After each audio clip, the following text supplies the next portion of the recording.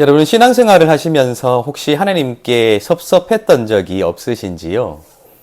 나는 여전히 하나님을 믿고 신뢰하며 하나님의 말씀에 따라 살기 위하여 고군분투하는 삶을 살아가고 있는데 하나님께서 그에 따라 은혜를 더하여 주시고 하나님이 나를 도와주시며 나를 선한 길로 인도하여 주실 것이라는 기대가 생기는 것은 당연하겠지요.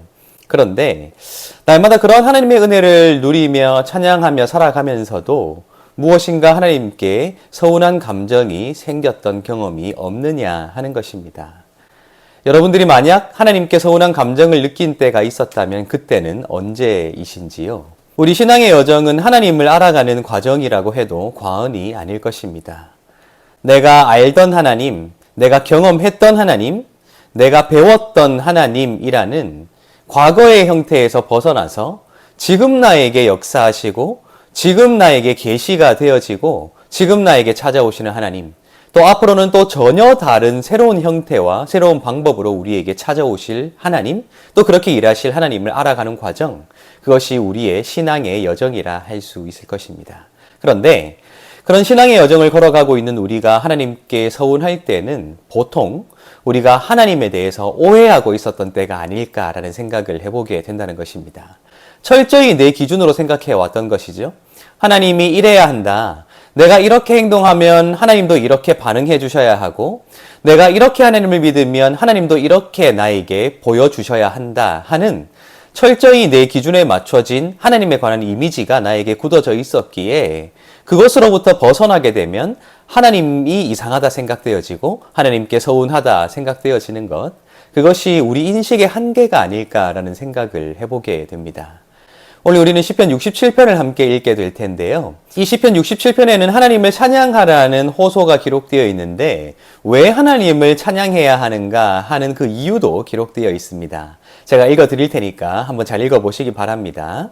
시 곧 노래, 인도자를 따라 현악에 맞춘 것. 하나님은 우리에게 은혜를 베푸사 복을 주시고 그의 얼굴빛을 우리에게 비추사 주의 도를 땅 위에 주의 구원을 모든 나라에게 알리소서. 하나님이여 민족들이 주를 찬송하게 하시며 모든 민족들이 주를 찬송하게 하소서. 온 백성은 기쁘고 즐겁게 노래할지니 주는 민족들을 공평히 심판하시며 땅 위의 나라들을 다스리실 것임이니이다. 하나님이여 민족들이 주를 찬송하게 하시며 모든 민족으로 주를 찬송하게 하소서. 땅이 그의 소산을 내어 주었으니 하나님 곧 우리 하나님이 우리에게 복을 주시리로다. 하나님이 우리에게 복을 주시리니 땅의 모든 끝이 하나님을 경외하리로다. 아멘. 이 시편 67편을 살펴보면 이 노래의 한가운데 3절, 4절, 5절이 기록되어 있는데 이 3절과 5절은 똑같은 내용이 반복되고 있습니다. 민족들과 모든 민족이 하나님을 찬송하게 하소서라는 하나님에 대한 호소가 기록되어 있는 것이지요. 그런데 이 4절에는 3절과 5절이 반복되고 있는데 그 사이에 있는 4절에는 그 이유가 기록되어 있습니다. 제가 4절을 다시 한번 읽어드릴게요. 온 백성은 기쁘고 즐겁게 노래할지니 주는 민족들을 공평히 심판하시며 땅 위의 나라들을 다스리실 것임이니이다 라고 되어 있습니다. 지금 이 시인이 하나님께 온 민족들이 주를 찬송하게 하소서라고 하나님께 촉구하고 있으면서 지금 그들이 하나님을 찬양해야 하는 이유는 하나님이 민족들을 공평히 심판하실 것이기 때문이다 라고 말하고 있다는 거예요. 하나님은 공평하게 심판하시는 재판관이시니 온 민족이 하나님을 찬양해야 한다. 여기서 말하는 온 민족은 이스라엘뿐만 아니겠죠. 또한 유다뿐만 아니겠지요. 그들을 둘러싼 모든 민족들, 하나님께서 창조하신 모든 나라들과 민족들이 하나님을 찬양해야 한다. 그 이유는 하나님께서 이스라엘도 유다도 온 민족도 공평하게 심판하실 것이기 때문이다 하는 것입니다. 그런데 우리는 여기에서 굉장히 중요한 단서를 발견하게 됩니다. 하나님이 온 민족을 공평하게 심판하신다 할 때 그 심판의 대상인 온 민족에는 분명히 이스라엘도 유다도 포함되어 있습니다. 하나님은 이스라엘의 하나님이시지요. 또한 하나님은 유다의 하나님이시고요. 또한 이스라엘과 유다는 하나님의 백성들입니다. 그런데 하나님이 온 민족을 공평하게 심판하실 때에는 그들이 하나님과 특별한 관계 속에 있었다는 것이 고려되지 않을 수 있다는 사실이 오늘 이 말씀에 녹아들어가 있다 하는 것입니다. 하나님의 공의로움, 하나님의 정의, 하나님의 공평하심, 그 모든 것 안에는 온 민족들, 즉 이스라엘과 유다도 공평하게 심판을 받을 것이라는 내용이 포함되어 있다 하는 것입니다. 결국 이스라엘과 유다도 하나님과 자신 사이의 관계를 굉장히 특별한 관계로 규정해 왔던 역사가 있을 터인데 그들이 하나님 앞에 서게 되었을 때 그들이 하나님 앞에서 행한 대로 하나님께서 심판하실 것이라는 그러한 사실 앞에서는 그 어떠한 특수성도 작용되지 않을 때 이스라엘과 유다가 서운하지 않을까요? 아니, 하나님 다른 민족들과는 달리 우리는 하나님의 백성 아닙니까? 하나님의 양떼 아닙니까? 우리는 조금 특별 대우해 주셔야 되는 것 아닙니까? 라고 호소하고 싶은 생각이 들지 않을까요? 그런데 오늘 이 말씀은 그들 스스로도 그 공평하신 하나님 앞에 세워두고 있다 하는 것입니다. 그들을 괴롭혀왔던 민족과 국가를 심판하실 때에도 또한 그렇게 괴롭힘을 당했던 하나님의 백성인 이스라엘과 유다를 심판하실 때에도 하나님은 그 공평하심에 따라 그들을 동일하게 대하신다. 결국 오늘 이 말씀은 우리에게 분명하게 보여주는 것입니다. 그들 스스로가 우리는 하나님의 백성이고 하나님은 우리 하나님이시다라는 특별한 관계 속에 하나님을 가두어 둘 수 없다 하는 것입니다. 만약 그 관계가 특별하기 위해서는 공평하신 하나님 앞에서 더 책임감 있는 삶을 살아갈 때에 그 관계가 특별할 수 있다는 책임감을 우리에게 열어주고 있다 하는 것입니다. 여러분, 저는 처음에 여러분들에게 하나님께 실망했던 적이 없냐고 여쭈어 봤지요.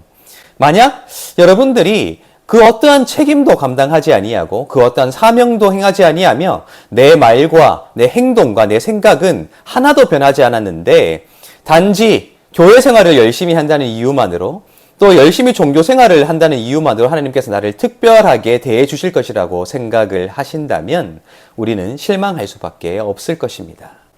우리가 하나님 앞에서 특별할 수 있는 근거는 단 한 가지가 있습니다. 하나님께서 우리를 부르셨다는 그 부르심 앞에서 우리가 더 책임감 있는 삶을 살아갈 때에 우리가 하나님 앞에 특별해질 수 있다 하는 것입니다. 내 말이 바뀌고 내 행동이 바뀌며 내 생각이 온전히 바뀌어 나 중심적인 사고방식으로 하나님을 가두어 드는 것이 아니라 하나님 중심으로 나 자신을 맡겨 드릴 때에 우리가 서운해하지 아니하고 또 우리가 실족하지 아니하고 그 하나님의 부르심을 이루어 드릴 수 있는 삶을 살아갈 수 있지 않을까, 저는 그렇게 생각해 보게 된다 하는 것입니다. 여러분, 때로 실망하게 되시나요? 실망할 때가 기회입니다. 어떤 기회인 줄 아세요? 나에게 가두어 두었던, 내 인식 속에 가두어 두었던 하나님을 더 크게 발견할 수 있는 기회가 바로 그때입니다. 아니, 하나님은 왜 이러세요? 라고 말하기 전에 나를 먼저 돌아보십시오. 아니, 하나님 어떻게 이러실 수가 있습니까? 라고 질문하기 이전에 내가 하나님을 얼마나 크게 바라보고 있었는가 하는 것들을 먼저 돌아보십시오. 만약 하나님을 나에게 가두어 두고 있었다면 우리는 앞으로도 계속 실망하게 될 것입니다. 오늘 이 시편 67편, 하나님 앞에서 그 특별한 관계를 내세우지 아니하고 하나님의 공평하심을 바라보았던 이 시인처럼 우리도 나와 하나님 사이의 특별한 관계 그 자체를 먼저 내세우고 마치 하나님께 빚받으러 온 사람인 것처럼 그러한 것들을 요구하는 것이 아니라 내가 얼마나 그 관계에 걸맞게 책임감 있는 삶을 살아가고 있는가, 그 크고 높으신 하나님 앞에서 내가 얼마나 부끄럽지 않은 삶을 선택하여 살아가고 있는가 하는 것들을 먼저 돌아보시며 하나님을 크게 발견하고 새롭게 알아가는 것만큼이나 우리의 삶도 더 아름답게 만들어갈 수 있는 우리의 삶이 될 수 있으면 좋겠습니다. 오늘도 그렇게 살아가시고 온전히 주님을 알아가시며 하나님께 영광 돌리게 되시기를 예수님의 이름으로 축복합니다.